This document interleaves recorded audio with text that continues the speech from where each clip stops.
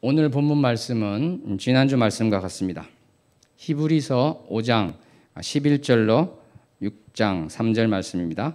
히브리서 5장 11절로 6장 3절 말씀 다 함께 합독하시겠습니다.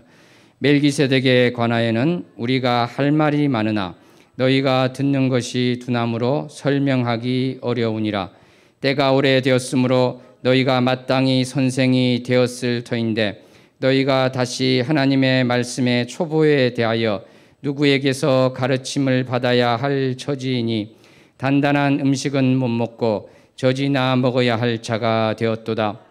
이는 젖을 먹는 자마다 어린아이니 의의 말씀을 경험하지 못한 자요 단단한 음식은 장성한 자의 것이니 그들은 지각을 사용함으로 연단을 받아 선악을 분별하는 자들이니라. 그러므로 우리가 그리스도의 도의 초보를 버리고 죽은 행실을 회개함과 하나님께 대한 신앙과 세례들과 안수와 죽은 자의 부활과 영원한 심판에 관한 교훈의 털을 다시 닦지 말고 완전한 대로 나아갈지니라. 하나님께서 허락하시면 우리가 이것을 하리라. 아멘. 사랑하는 성도 여러분, 이것을 한번 생각해 보시기 바랍니다. 어떤 사람이 물체를 하나 갖다 놓고요, 사람들에게 이 물체를 그려보세요 그럽니다. 그러니까 이제 사람이 그 물체를 그리고 있는데요, 한 1000명 정도가 그 물체를 네모로 그렸습니다. 그랬는데 한 4명 정도가요, 그 물체를 동그라미로 그리는 것입니다. 그러면 어떤 사람이 맞고 어떤 사람이 틀렸겠습니까?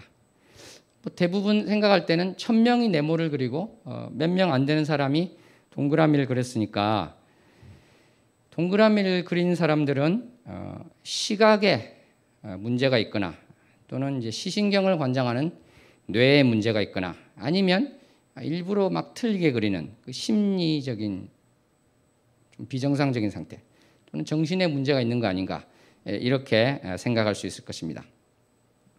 그런데 누군가 보기에 따라서 다르게 그릴 수도 있는 것 아닙니까? 이렇게 이야기를 하면 1000명이나 똑같은 걸 그리고 그랬다면 그것은 보기에 따라 다른 것, 관점에 따라 다른 것이 아니라 그렇게 상대적으로 판단할 것이 아니라 절대적으로 옳은 게 하나가 있다, 그것을 증명할 뿐이다, 이렇게 이야기하지 않겠습니까? 사랑하는 성도 여러분, 그런데 이 물체를 자세히 보니까요, 이것은 원기둥이었습니다. 원통, 분유통 있죠? 그런 것처럼 돼 있었던 것입니다. 그러니까 정면에서 보고 그림을 그리면 네모가 될 것이고요, 위에서 보면 동그라미가 될 것입니다. 이 말씀을 왜 우리가 나누고 있습니까? 바로 이 성경을 말씀을 우리가 나누고 있는데, 성경을 말씀을 볼 때도 똑같은 성경 구절을 가지고 서로 다르게, 심지어는 상반되게 해석을 할 수도 있다, 이런 의미에서 아까와 같은 그러한 예를 들어서 말씀을 드렸습니다. 이게 같은 본문에서 다른 해석이 나올 수 있는가, 그 자체가 문제가 아닌가, 이렇게 생각하실 수 있겠습니다만은, 예를 들어서 지난주 새벽 설교를 한번 생각해 보시면 예수님의 무덤을 찾아간 여인들이 있었고요, 이들이 천사를 만난 일이 있었고 또 예수님을 만난 일이 있었고요, 제자들에게, 특별히 또 베드로와 요한에게 이야기를 한 일이 있었습니다. 그런데 이 순서가 요한복음의 순서와 누가복음의 순서가 다르게 나옵니다. 그러면은 어떠한 게 실제로 일어난 일이고 어떠한 복음서가 실제 일어난 일의 순서를 바꿨는가, 여기에 대해서는 의견 일치가 나오지 않을 수 있겠죠. 그렇지 않습니까? 그러므로 의견이 일치하지 않는다, 이것 자체가 큰 문제는 아니고, 또 다수가 어떠한 주장을 한다고 해서 무조건 그것이 맞다, 다른 의견을 이야기하면 안 된다, 이렇게 볼 수 없는 경우도 있다, 이렇게 우리가 생각할 수 있겠습니다.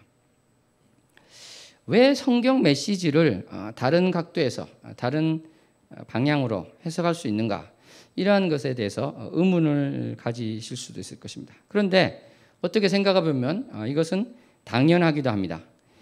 왜냐하면 심오한 하나님 말씀에 대해서 누군가 어떤 사람 또는 특정 집단의 해석이 어떻게 항상 100% 옳을 수 있겠습니까? 나는 모든 것을 100% 정확하게 알 수 있다. 이미 나는 그 깊은 뜻을 다 통달했다. 이렇게 말할 사람은 없을 것입니다. 그러므로 이 다양한 의견이 있다. 이것은요, 피조계에 속한 우리가 창조주이신 하나님의 뜻을 찾아가는 과정에 있다. 이것을 보여주는 것 같습니다. 그런 점에서 기독교의 근본적인 문제를 건드리지 않는 범위 내에서 상이한 의견이 나오는 것은요, 건설적인 과정이다. 이렇게 볼 수도 있을 것 같습니다. 우리는 지난주에 히브리서 5장 11절에서 6장 3절의 말씀을 보면서 건물의 기초만 닦는 어린 아이가 되어서 정체되어 있을 것이 아니라 집이 지어지고 건물이 지어지는 것처럼 장성한 자로 성장하고 성숙한 자가 되기 위해서 경주하자, 이런 말씀을 나누었습니다. 사랑하는 성도 여러분, 그런데 오늘은 이 똑같은 본문에 대해서 좀 전혀 다른 각도에서 해석해서 말씀을 나누고자 합니다. 지난주에 네모에 대해서 이야기를 했다면 이번 주는 동그라미를 이야기하겠다는 것입니다. 그렇다고 해서 지난주 것이 틀리고 이번 주 것이 맞다, 이런 차원은 아닌 것 같습니다. 지난주 해석은요, 대부분이 공유하는 표준적인 해석, 전통적인 해석이라고 할 수 있을 것입니다. 그런데 오늘 하는 것은 좀 독특한 면이 있습니다. 그래서 이 독특한 면에 대해서 생각하시고 누군가 다른 사람들과 이 본문에 대해서 이야기할 때 이 독특한 면을 앞세워서 이것이 맞다 이렇게 하실 필요는 없고, 지난주 거가 일반적이다 이것은 아시는 상태에서 오늘의 말씀도 함께 보셨으면 좋을 것 같습니다. 사랑하는 성도 여러분, 그런데 이 오늘 본문 말씀에 대해서 살펴보기 전에 먼저 배경 지식 차원에서요, 70인역에 대해서 간단히 말씀을 드리겠습니다. 미국이나 독일 등으로 이민을 간 한국 사람들을 생각해 봅시다. 이들의 자녀 2세, 3세가 나오면요, 이들은 한국말보다 영어나 독일어가 더 편하게 됩니다. 그래서 한국어 성경보다는 영어 성경이나 독일어 성경이 더 이해하기 쉽게 되는 것이죠. 이것과 똑같은 상황이 예수님이 오시기 전에도 있었습니다. 주전 3세기경 지중해 주변에 흩어져 있던 디아스포라 유대인들에게 그 당시 그 지역에 공용어로 돼 있던 헬라어가 더 편했다는 것이죠. 그런 상황 중에서 북아프리카 알렉산드리아에서 히브리어로 돼 있지 않습니까? 구약 성경이 이 성경을 헬라어로 번역하였던 것입니다. 70명의 장로들이 번역했다는 이야기가 전승되면서 헬라어 번역본은 70인역이라는 이름으로 불리게 되었습니다. 그런데 예수님 당시에도요, 이렇게 헬라어로 번역된 70인역을 많이 읽었습니다. 사도 바울도 구약의 말씀을 인용할 때 히브리어로 된 성경, 그것을 보고 헬라어로 자기가 번역해서 옮긴 것이 아니라 이미 번역되어 있는 70인역을 보고 인용을 하였습니다. 실제로 구약도 70인역으로 읽었다는 것이죠. 그래서 그러할 정도로 70인역은 광범위하게 읽혔다, 이렇게 우리가 생각할 수 있습니다. 우리가 지금 보고 있는 히브리서의 경우에서도 많은 구약의 인용이 나오는데 이것이 다 70인역에서 나왔다, 70인역을 보고 인용하였다, 이것을 헬라어로 보면 확인을 할 수가 있습니다. 제가 이제 70인역에 대한 말씀을 좀 쭉 나누었는데 그것은 오늘 본문을 해석할 때 70인역이 매우 중요한 역할을 하고 있기 때문에 그렇습니다. 사랑하는 성도 여러분, 우리가 이제 히브리서 5장 11절에서 14절을 보시면 장성한 자가 나오지 않습니까? 온전한 자 이렇게 번역할 수도 있을 텐데요. 이 장성한 자와 비교되는 사람이 있습니다. 어린아이다 이렇게 이제 할 수 있을 텐데요. 우리가 이제 아까도 말씀드렸습니다만은 이 5장 11절에서 14절에서 우리가 할 수 있는 이야기는 어린아이가 되지 말고 장성한 자가 되자, 이것이 이제 표준적인 해석이라고 우리가 할 수 있다고 말씀을 드렸습니다. 그런데 우리가 한번 이러한 상황을 생각해 보셨으면 좋겠습니다. 어떤 교인이 있어요. 크리스찬이 있는데 이분은 참 지식이 풍부하고요. 독서량도 많고 관심 분야가 아주 넓은 크리스찬입니다. 그래서 급기야 이분은요, 기독교 외에도 다른 종교들에도 관심을 가지게 되었습니다.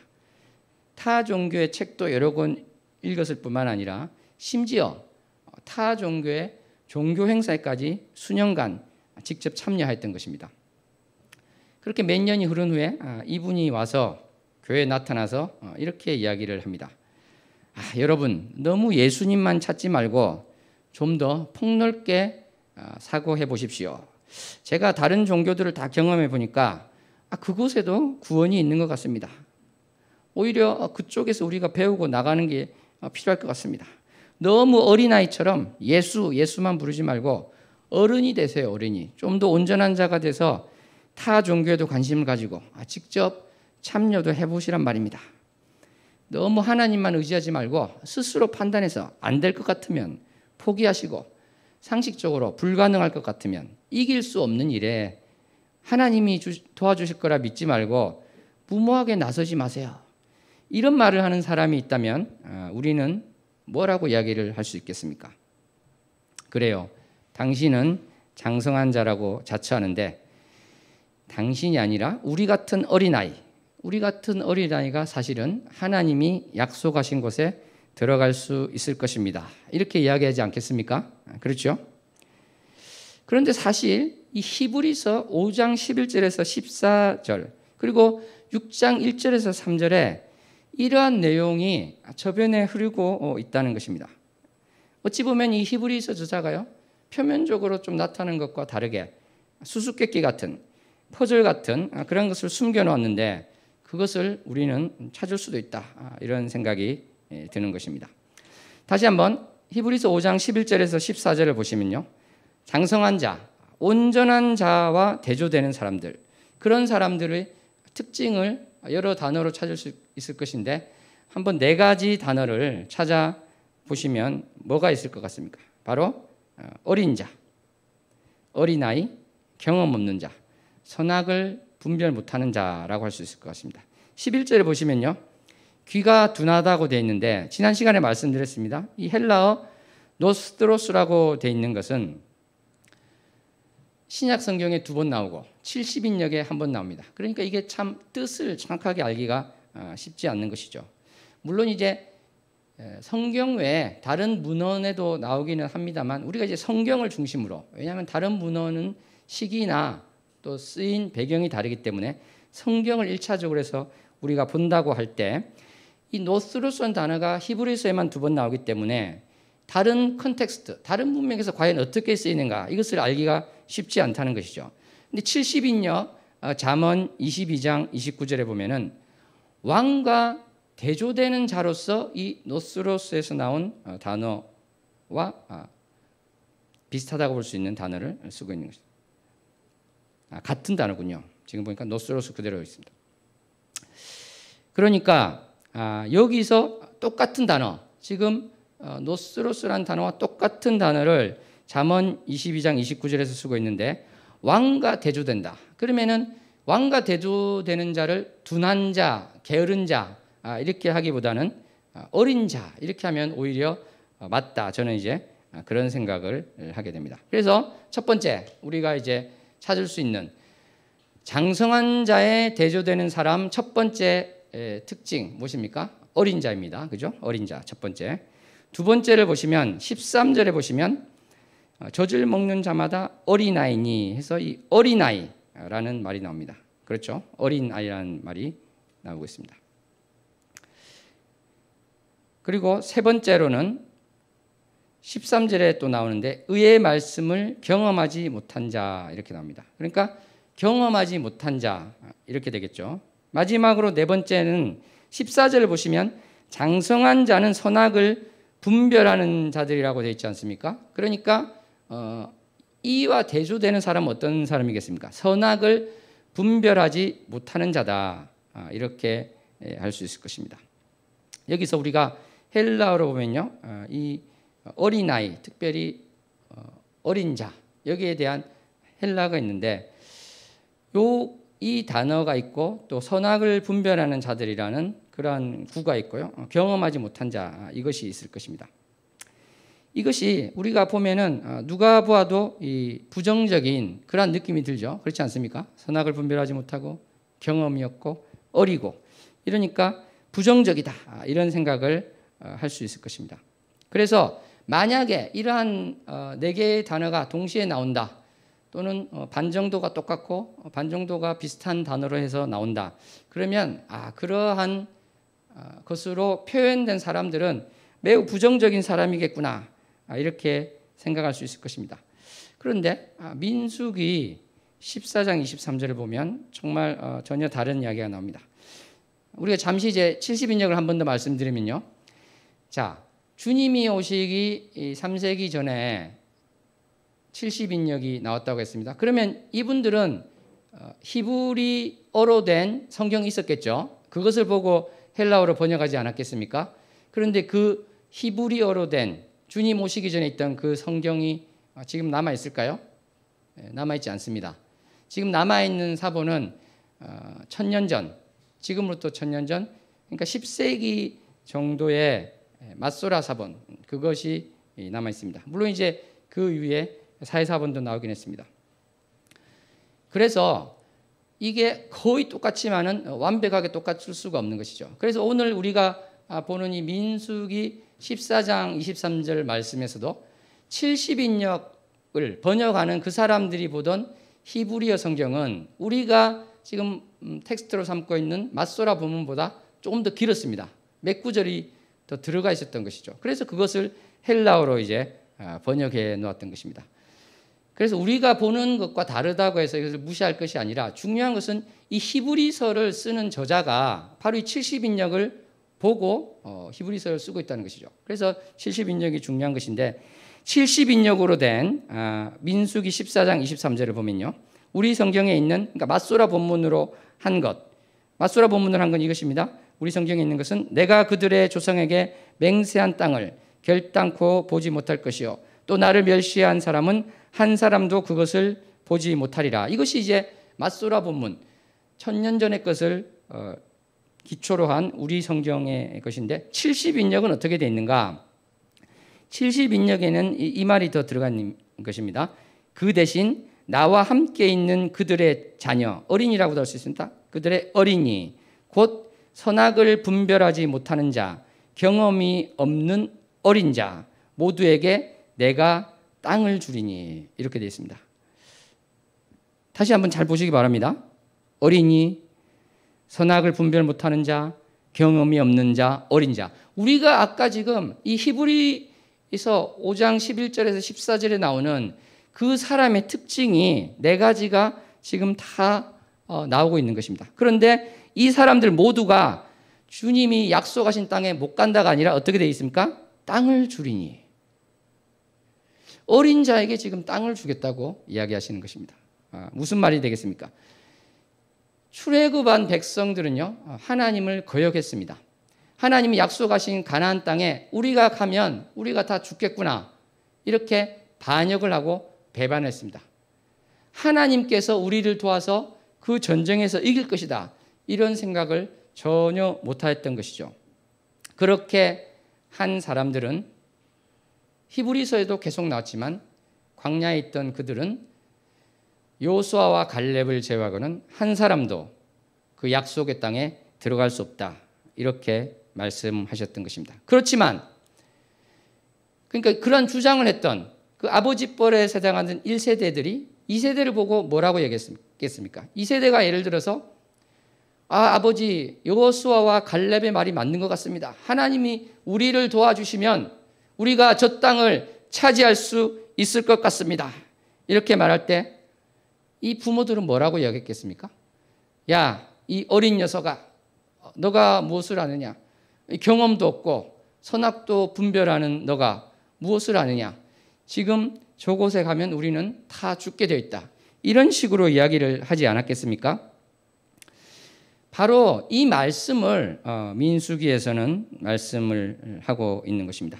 근데 이러한 내용이 그러면 목사님 그게 70인역에만 나오고 맞소라 본문에는 아예 안 나옵니까? 이렇게 이야기할 수 있을 텐데요. 신명기 1장 39절에 보면은 너희의 아이들과 당시에 선악을 분별하지 못하던 너희의 자녀들도 그리로 들어갈 것이라. 이렇게 해서 우리가 보았던 70인역에 나오는 내용과 거의 비슷한 말씀이 나오고 있는 것입니다. 그런데 제가 볼 때는 이 히브리서 저자는 신명기 1장 39절보다는요 민수기 14장 23절을 보고 이것을 쓰고 있다 이렇게 생각이 됩니다.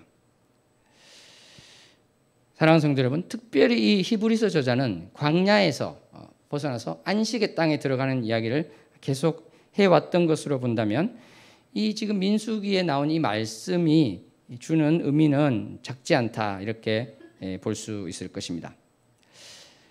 경험이 없는 자, 어린 자, 선악을 분별하지 못하는 자, 어린아이, 이들이 약속의 땅에 갈 수 있고 경험이 있고 장성한 자, 선악을 분별하는 자, 이들이 약속의 땅에 갈 수 없다.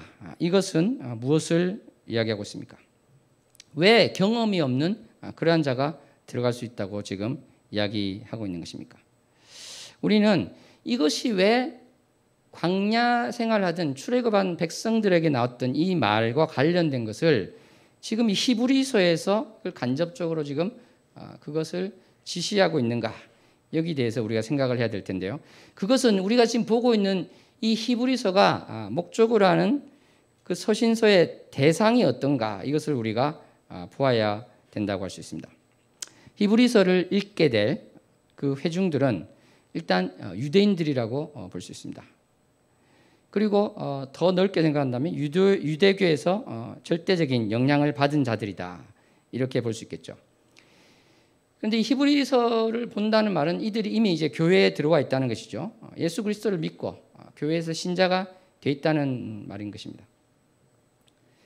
그런데 이렇게 예수를 구주로 영접한 이들이 지금 어떤 문제를 일으키고 있는 것인데 그것은 마치 갈라디아서에서 그 수신자들이 했던 그것과 비슷한 문제를 일으키는 것으로 보입니다. 그러니까 예수님 한 분만으로 만족해야 되는 것입니다. 예수님으로만 우리가 구원을 받을 수 있다. 이렇게 고백을 해야 되는 것인데 갈라디아서에 나오는 그 회중들은 어떠한 생각을 하였냐면 전통적으로 해오던 종교 행위가 있지 않습니까? 이 전통적으로 해오던 이러한 것들을 폐지하고 지금 예수 그리스도만 찾는 것이 이들은 못마땅한 상황이 된 것이죠. 그것이 아니라 할례라든지 정결법이라든지 식사 음식법이라든지 이러한 전통적인 규례를 지키는 것이 우리의 구원을 완성할 수 있다. 이런 식으로 이야기를 했던 것입니다. 좋습니다. 우리가 예수님을 구주로 영접한 건 좋지만 그렇지만 더욱 성결하고 하나님 보시기에 더욱 올바르기 위해서 우리가 할례도 받아야 되고요. 구약에서 또 먹지 말라고 한 음식 그거를 말씀 그대로 지키고 몸을 또 씻는 그런 정결의식 이러한 것들도 확실히 지키고 그렇게 하는 것이 필요합니다. 이렇게 이야기하는 사람들이 있었다는 것입니다. 이들은 복음을 누더기로 만들었습니다. 복음을 너무나도 훼손하였던 것입니다. 왜 그렇습니까? 예수님께서 이 바리새인들이 하는 율법적인 종교 행위를 통해서 구원을 받겠다. 이러한 것들을 다 폐하셨는데 그리고 새로운 약속의 말씀을 주셨는데 이 생명과도 같은 이 복음 이것으로 만족하는 것이 아니라 이것으로 구원받을 수 있다고 고백하는 것이 아니라 여기에다가 과거에 있던 것을 더해야 된다. 더하지 않으면 완전하지 않다. 이런 이야기를 하는 것이 굉장히 문제가 되는 것이 됩니다. 왜 그렇습니까? 이러한 말들은 예수 그리스도의 복음을 하나의 경유지로 만드는 커다란 문제가 있습니다. 경유지. 그러니까 그것이 목적지가 아니라 예수 그리스도는 단지 우리가 올바른 할례를 하고 그 과거의 전통을 지키기 위해서 지나야 할 장소, 경유지고 우리의 최종 목적지는 우리 조상들이 하던 그러한 것들을 다 지키는 것이다. 이러한 이야기를 하였던 것입니다. 그래서 사실은 어떻게 되겠습니까? 자기들 입장에서는 예수 그리스도를 지나서 더 완전한 대로 나아간다 이렇게 착각했지만 실제로는 유턴해서 과거로 돌아가는 것이고 그 예수님의 복음을 버려버리는 것이 되는 것이죠. 사도 바울이 보기에 이러한 거짓 복음은 너무나도 심각하고 그 파괴성이 너무나 컸습니다. 왜냐하면 기독교가 이제 유대교로 바뀌어 버릴 처지가 되었기 때문에 그런 것입니다. 예수님이 단지 여러 선지자 중에 한 사람으로 될 처지가 되어버렸기 때문입니다. 그러므로 이 사도 바울은 갈라디아서 초반부에 이들에 대해서 비판을 하는데 저주가 있을 것이다. 이러한 아주 강한 메시지를 두 번씩이나 이야기를 하고 있습니다. 너희에게 전한 복음 외에 다른 복음을 전하면 저주를 받을지어다. 이렇게 이야기를 하고 있는 것입니다. 9절에 다시 갈라디아 1장 9절에 다시 한번 이야기합니다. 누구든지 너희가 받은 것 외에 다른 복음을 전하면 저주를 받을지어다. 너무나도 강력한 선포를 하고 있는 것이죠.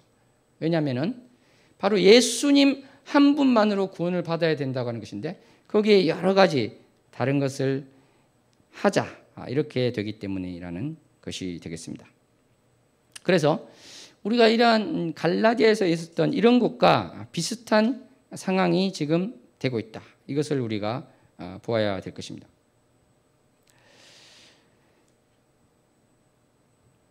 이것은 이 장성한 자가 그러면 지금 무엇을 하고 있는가? 그것을 우리가 생각해 볼 수 있을 텐데요.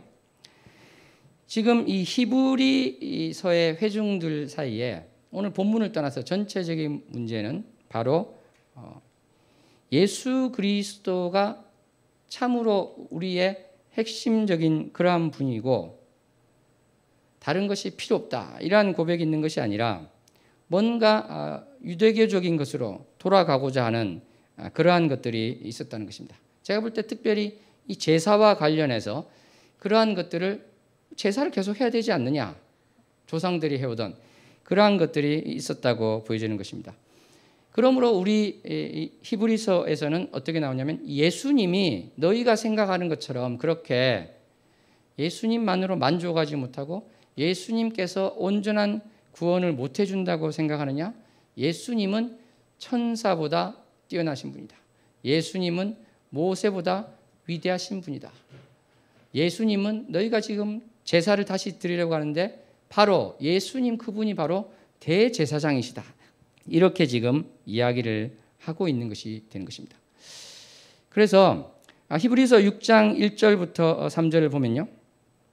우리가 이것을 이 부분은 사실은 좀 민감할 수밖에 없습니다. 왜냐하면 이거 해석을 함에 있어서 여기에서는 앞에 것과 다르게 어떤 좀 근거가 빈약할 수도 있습니다. 그렇지만 제가 생각할 때 이것은 이렇게 생각해 볼 수도 있겠다는 생각이 들어서 하는데 이것은 약간의 여지를 가지고 우리가 생각해 볼 수는 있겠습니다. 여지를 가진다는 것은 지금부터 제가 드리는 말씀이 무조건 이것이 옳다 이런 차원은 아니고 그럴 수도 있겠구나 이 정도다 그 정도로 우리가 보면 될 것 같습니다. 6장 1절에 보면 그리스도의 도의 초보를 버리고 이 말이 나오죠.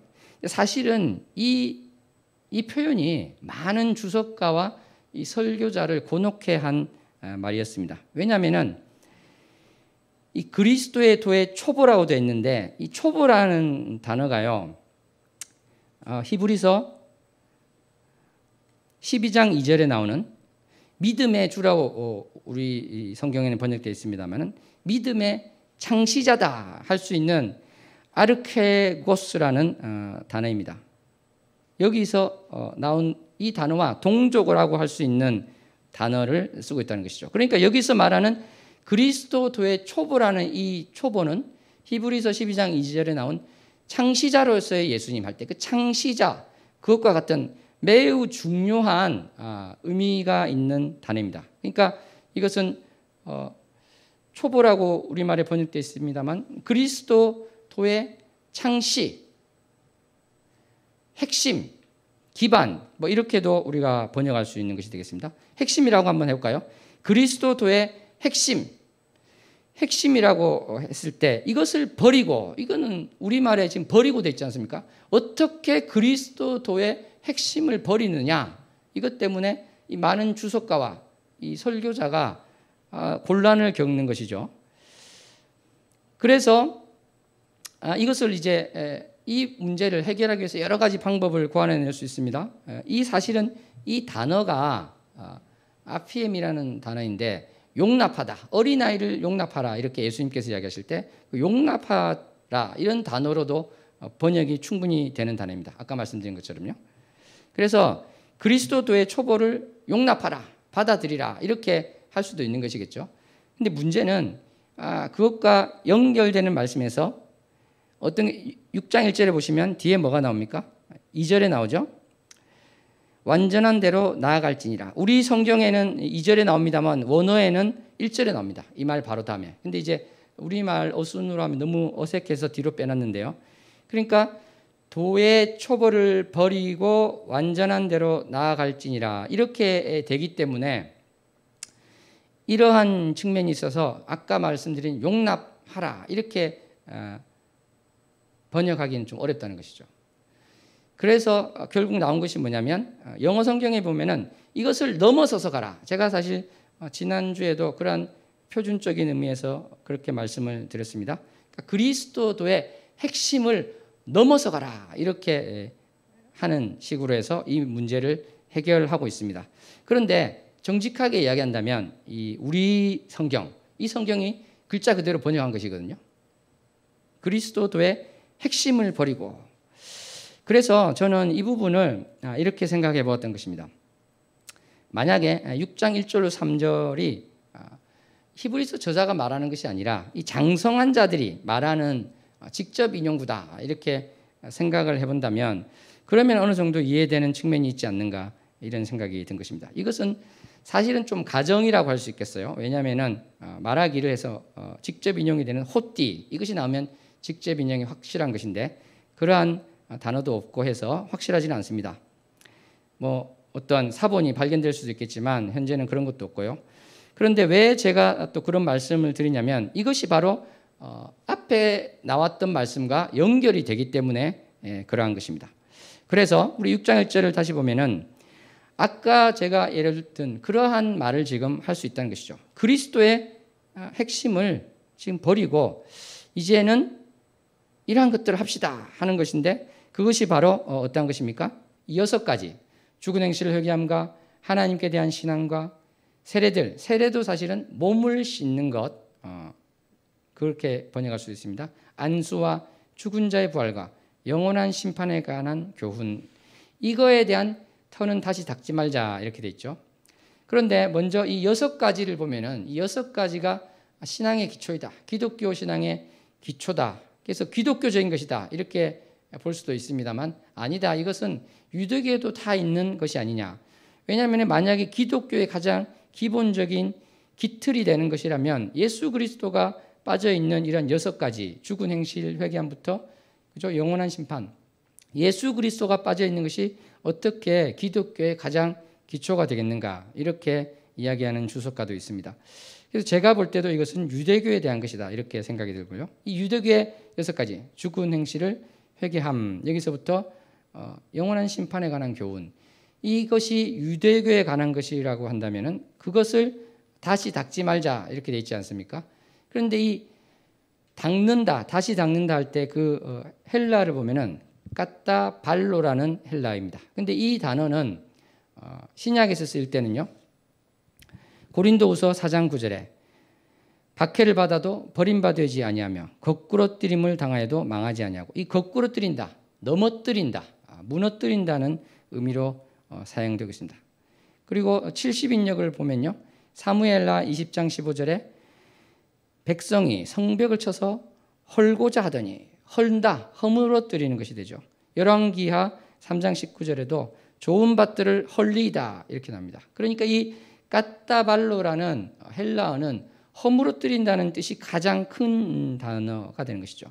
그런데 그렇게 하면 문맥상 맞지가 않으니까 감히 이제 헐지 말고라고 하는 것을 못 쓰고 다시 닦지 말고 이렇게 쓰는 것입니다. 영어로도 lay라는 동사를 써서 쓰는데 그런데 다시 한번 이 헬라 원어의 원래 뜻으로 돌아가서 해석해 보면 이 6가지의 터를 다시 또는 그것을 포함한 다시도 이제 다시란 말도 있지만 그것을 이렇게 되겠죠.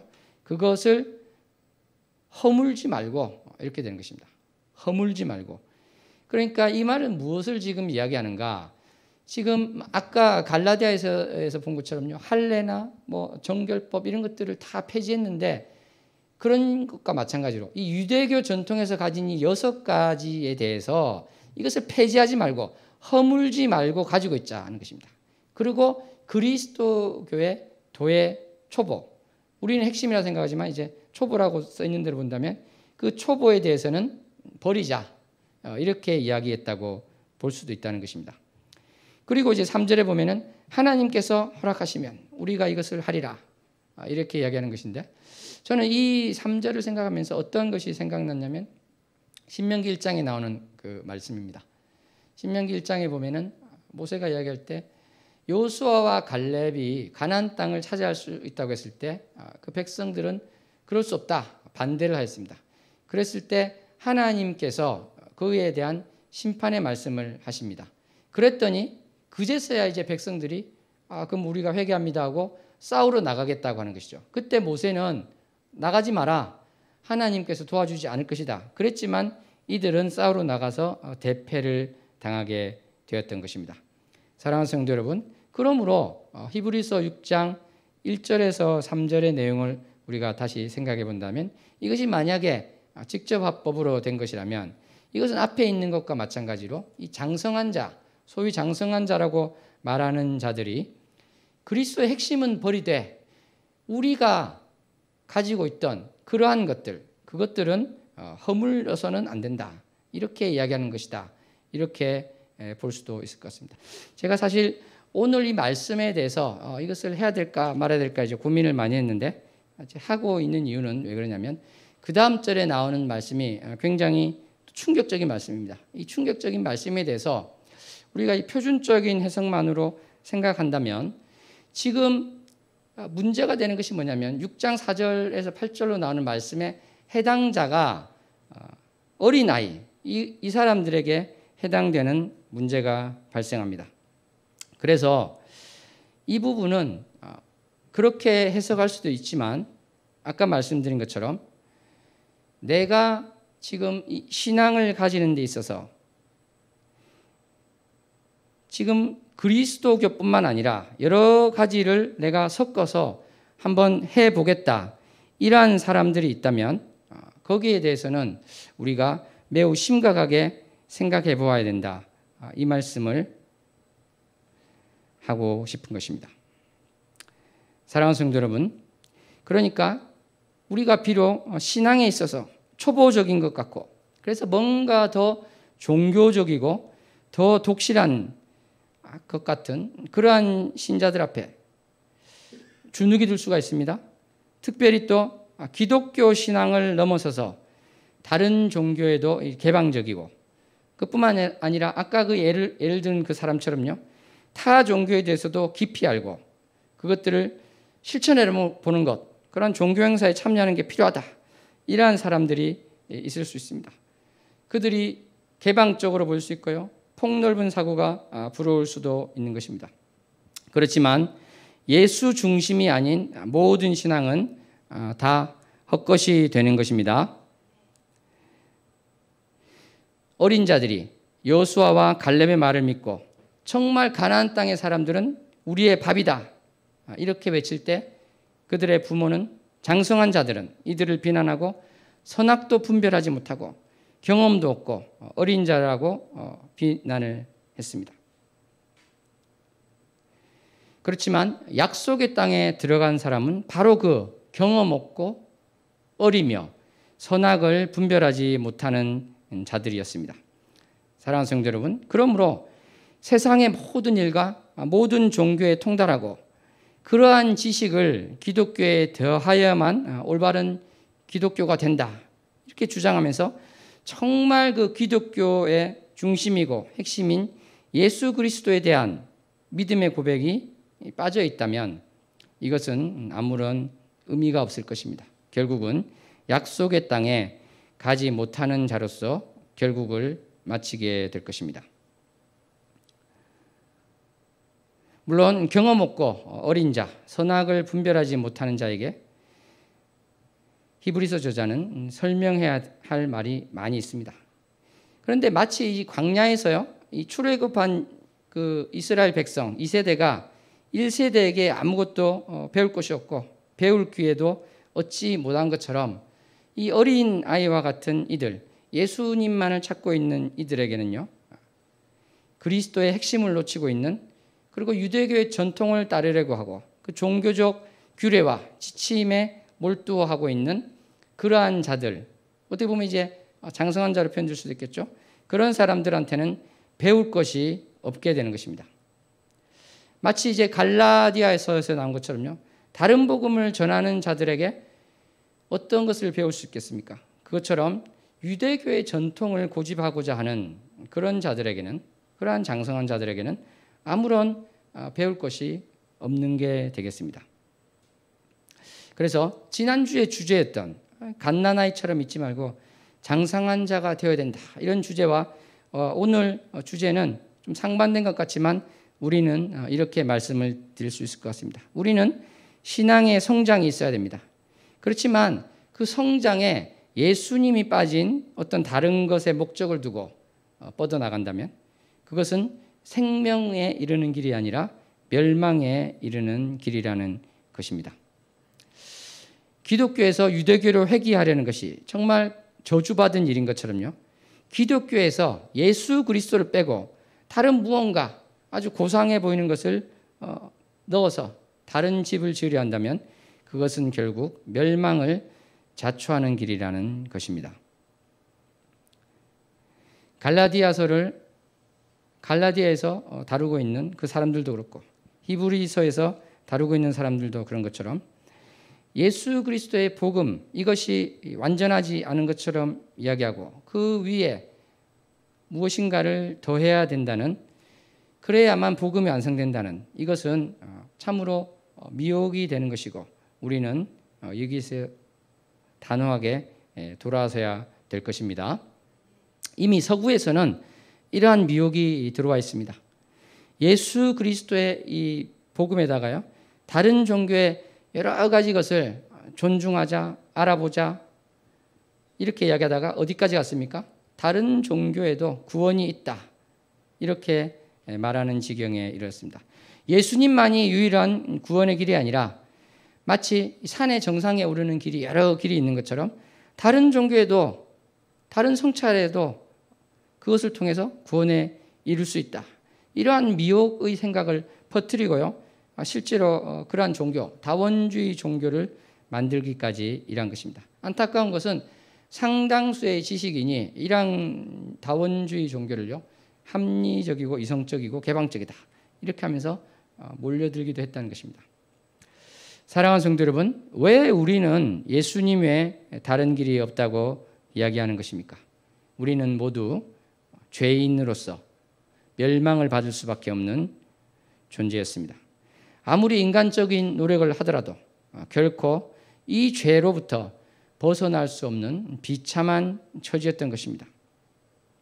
이 죄를 가지고는 하나님 앞에 제대로 설 수도 없고 하나님과 함께 천국에 거한다는 것은 완전히 불가능한 일이었습니다. 그래서 비참하고 처량한 신세였던 것입니다. 예수님께서 오실 당시, 그러니까 2000년 전 이스라엘 땅에서는요, 수많은 바리새인과 그 영향을 받은 사람들이 나름의 종교적 관습과 규례를 지키는 것을 통해서, 그러니까 몸을 씻는다든지 그러한 정결례식, 또 먹지 말라고 기록된 음식을 안 먹는다든지 음식 정결법, 이것들을 철저히 실행하고 금식도 하고 기도도 하고 11조도 하고 그러면서 구원에 이르려고 했습니다. 하지만 인간의 그러한 종교적인 열심으로는 결코 구원을 얻을 수 없었습니다. 차라리 아무것도 하지 않고 하나님, 나는 죄인입니다, 이렇게 가슴을 치면서 고개를 숙이고 우는 것이 나았다는 것입니다. 나는 이러이러한 종교 행위를 하고 있으니 나는 구원을 얻었다, 이렇게 자만하는 것은 결국은 교만이 되는 것이고 어리석음이 되는 것입니다. 사랑하는 성도 여러분, 우리는 이렇게 죄 때문에 멸망당할 수밖에 없었지만 우리의 죄를 지고 십자가에 달리신 예수님께서 우리의 죄를 대해서 죄값을 치러주셨기 때문에 우리는 구원을 얻은 것입니다. 그리고 성령님의 은혜를 함께 받은 것입니다. 예수님께서 어린아이처럼 되지 않으면 천국에 갈 수 없다고 하셨는데 그 말씀이 바로 다른 어떤 것들에 우리가 눈을 돌리고 그것을 쫓아가는 것이 아니라 바로 우리 예수님만을 바라보고 나가야 된다는 것을 또 말씀하고 계신 것입니다. 사랑하는 성도 여러분, 오늘 우리는 말씀을 통해서 지난주에 말씀한 그 표준적인 해석에 이어서 내가 장성한 자지, 그렇지 나는 장성한 자야, 이렇게 생각만 할 것이 아니라 내가 장성한 자라고 하면서 사실은 하나님 외에, 예수님 외에 다른 것을 의지하고 살고 있지는 않은가? 내가 세상 그 잡다한 그 많은 것에 수많은 시간과 관심과 열정을 쏟으면서 내가 이러이러한 것을 안다, 이러이러한 것을 실천한다, 그러므로 나는 장성한 자라고 생각하고 있지는 않은가? 저 성도는 너무 어린아이와 같고 전혀 성장하지 않는 것 같은데, 이렇게 판단이 되는데 사실은 정말 어린아이와 같은 그 성도가 그 마음속에 그렇습니다, 나는 정말 아무것도 알지 못하지만 나에게는 예수님밖에 없어요, 이러한 고백이 넘쳐나고 넘쳐난다면 바로 오늘 말씀드린 바로 이러한 장성한 자와 어린 자, 이 차이가 날 수도 있다고 우리는 보기를 소원합니다. 그러므로 우리가 진정으로 장성한 자가 된다는 것은요, 바로 이 예수님을 품고 더욱 예수님이 나의 구주라는 걸 고백하고 성령님의 인도하심과 성령님의 통치하심을 더욱 의지하며 나의 옛사람을 죽이고 주님께서 주신 새 생명으로 온전히 나아가는 것이다, 이렇게 우리가 생각할 수 있을 줄로 믿습니다. 참으로 우리가 이 어린 자와 장성한 자에 비유해서 오해하지 말고 착각하지 말고 또 스스로 낙담하지 말고, 주님께서 너는 스스로 어린 자라서 낙담하고 있지만 나는 너의 마음에 나를 향한 사랑을 안다, 이렇게 위로해 주시며 주님께서 안아주시는 것을 믿고 나아가는 우리 모두가 되기를 소원합니다. 기도하시겠습니다. 하나님 아버지, 감사합니다. 오늘 말씀 가운데 진정으로 장성한 자가 아닌데, 진정으로 온전한 자가 아닌데 온전한 자라고 착각하며 살아갈 위험에 대해서 보았습니다. 예수 그리스도를 핵심으로 하지 않고 너무나 엉뚱한 것으로 나를 채우고 너무나 세상적인 것, 그러한 것에 관심이 집중되어 있어서 그러한 것들이 나의 우상이 되고 예수님은 액세서리처럼 되어 있는 그러한 모습에 대해서 우리가 보았습니다. 이것이 배교는 아닐지라도 이것이 참으로 주님을 뒤로하고 가는 길임을 명심하고 우리가 어린아이와 같이 주님을 사랑하는 그 마음을 회복하게 하여 주시옵소서. 그래야 해서 내가 진정한 의미에서 장성한 자로 성장하는 자가 되게 하여 주시옵소서. 예수님 이름으로 기도합니다. 우리 찬양하고 기도하는 시간 가지겠습니다.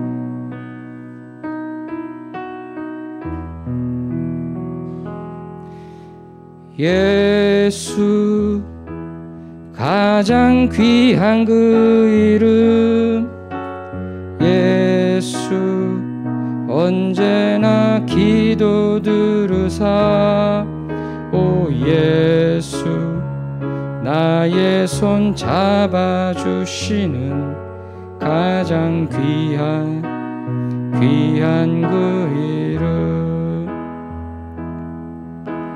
예수 찬양하기 원하네.